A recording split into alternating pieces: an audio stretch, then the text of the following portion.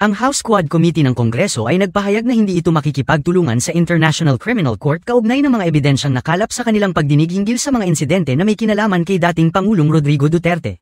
Ayon kay Surigao del Norte Representative Robert S. Barbers, pinuno ng Quadcom, hindi obligado ang Pilipinas na makipagtulungan sa ICC dahil hindi na ito miyembro ng nasabing hukuman. Aniya, "No, we're not cooperating, we're not coordinating, and we're not giving any information that was elicited from the Quadcom hearings. Because we are not a member of the ICC, therefore we're not obliged." Dagdag pa niya, bagamat maaaring ma-access ng publiko ang kanilang mga pagdinig sa mga social media platform, hindi sila direktang magbibigay ng impormasyon sa ICC. Aniya, well, if they can access the records in the social media platforms, let them do it that way. But asking the participation of the Quadcom, I'm sorry but we cannot because we are not a member of the ICC. Nang tanungin kung ano ang gagawin ng Quadcom sakaling maglabas ng subpoena ang ICC para sa nasabing mga ebidensya, tugon ni Barbers, "We cannot be subjected to a subpoena. Maybe they can coordinate with the national government, perhaps with our DOJ. Kasi all these records are already public because these are all recorded in all the social media platforms." Hello, good morning po, Kongs. So kahapon na nga po na-aresto na nga po si former PRRD and ang sunod naman po nating waiting game ay yung ICC trial itself. Yung submissions po ni Matabato, Las Cañas ng drug war victims po, it's already substantial by themselves. But of course, marami pong evidence about the drug war that only surfaced during the Quadcom probe po. With the developments yesterday is the House Quad Committee now more willing to share documents to the ICC that could help move the trial along. I know you said before na hindi po kayo open kasi public record naman siya, but of course this is now trial and iba po yung bigat ng official records coming from the House of Representatives. Well, first of all, we would like to defer to the position of the chairpersons of the committee on how to proceed, especially with the release of the official records. But nonetheless, as what have been mentioned by the other branches of government, the Supreme Court in affirming the continuing obligations of our government with regards to matters or issues that have been presented and submitted before 2018 or 2018, no? If I'm not as part of our continuing obligations, I think that would be a point of consideration. Kung ano man ang gagawin ng komite, I think it will be consistent with our continuing obligations under the ICC, despite our withdrawal in 2019. Yung sa akin lang to add na lang, this actually cements the recommendations of the Quadcom kasi nakita naman po natin during nung nag-end po yung nakaraang session na nasabi naman po at nabigkas ang mga recommendations ng Quadcom. So, siguro nabigyan po ng validation. Hindi naman po dapat i-validate pero nabigyan ng validation po yung buong hearings ng Quadcom. At hindi naman po overnight itong sa ICC. Halos 7 taon po ang tinagal po nito at 7 taon din po na pinag-aralan itong kaso na to. But again, on the side of the Quadcom, sabi ko nga po, parang na bigyan lalo ng importansya yung mga nagawa na hearings ng Quadcom.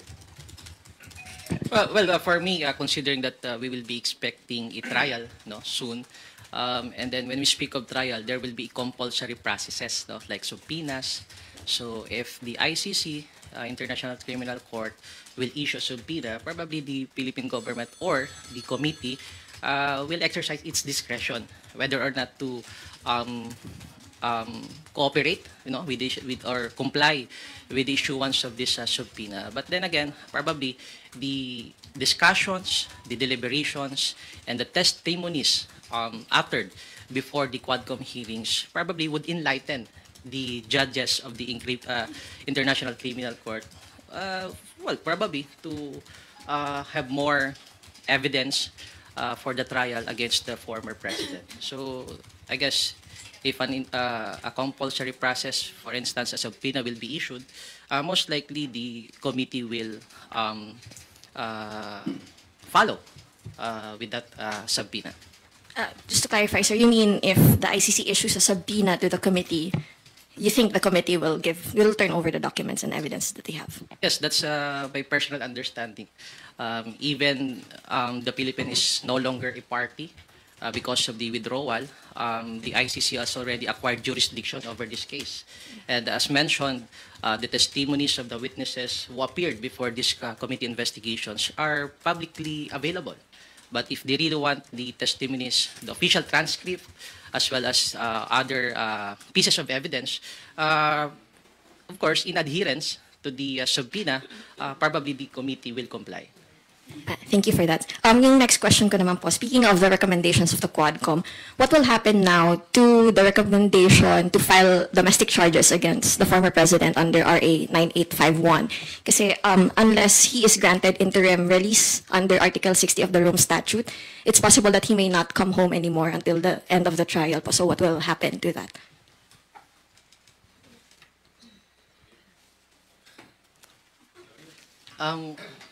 You're asking if the Philippine government will still file under file our current statute.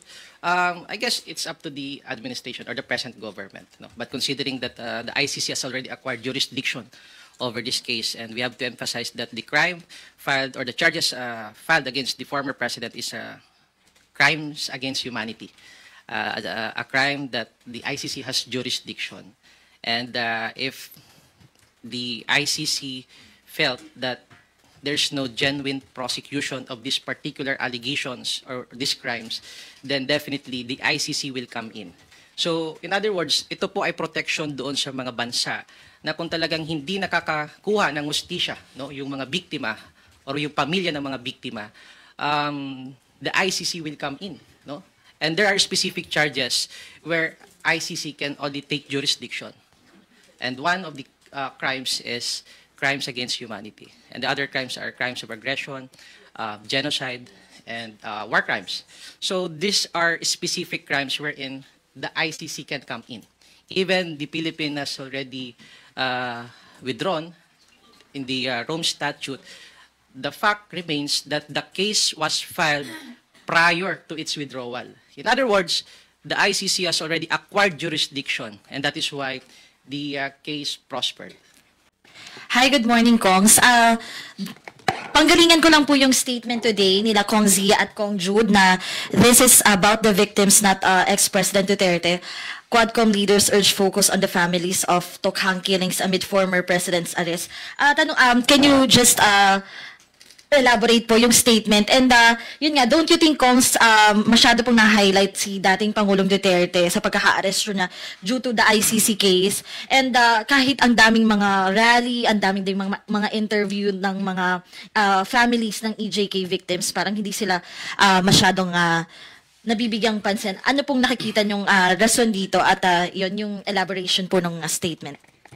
Well, palagi natin sinasabi, no, we've been consistently repeating it. Itong nangyari kahapon, ang pag-aresto kay dating Pangulong Duterte ay hindi ho, itong pangyayaring ito hindi ho dahil kay, sana ito natin yung pansin natin, hindi kay Presidente Duterte, kung dun sa mga biktima ng AJK, napakarami po nila. Nung nagsimula po yung trial, nagsimula po yung Quadcom hearings, no, nagkaroon ako ng pagkakataong makausap ang marami sa kanila. And many of them are children. You have Kian de los Santos, hindi ako nagkakamali, was only 17 years old. Grade 11, taga Caloocan. Meron si Carlo Angelo Ernais, valedictorian ng high school, 19 years old, nag-aaral sa UP.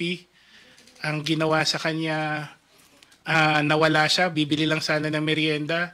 Pero nakita after 10 days, if hindi ako nagkakamali, ang sabi ng pulis, dinakip siya dahil sinubukan niyang i-hold up yung isang taxi driver. Nandun si Reynaldo Colot de Guzman, 14 years old, taga Nueva Ecija. Nandun si Danica May Garcia, 5 years old, taga Dagupan. Nandun si Althea Barbon, 4 years old, taga Negros. Si Skylar Abatay, 4 years old, taga Cebu. Yung taga Cebu, nasa likod lang siya ng motor ng tatay niya. Si Maika Ulpina, 3 years old. 3 years old. Pinakabata sigurong AJK victims. I think habang nangyayari ho kahapon, habang iniisip natin habang minomonitor natin yung nangyayari. Alam mo, sa totoo lang, yun yung pabalik-balik sa isip ko, yung mga victims.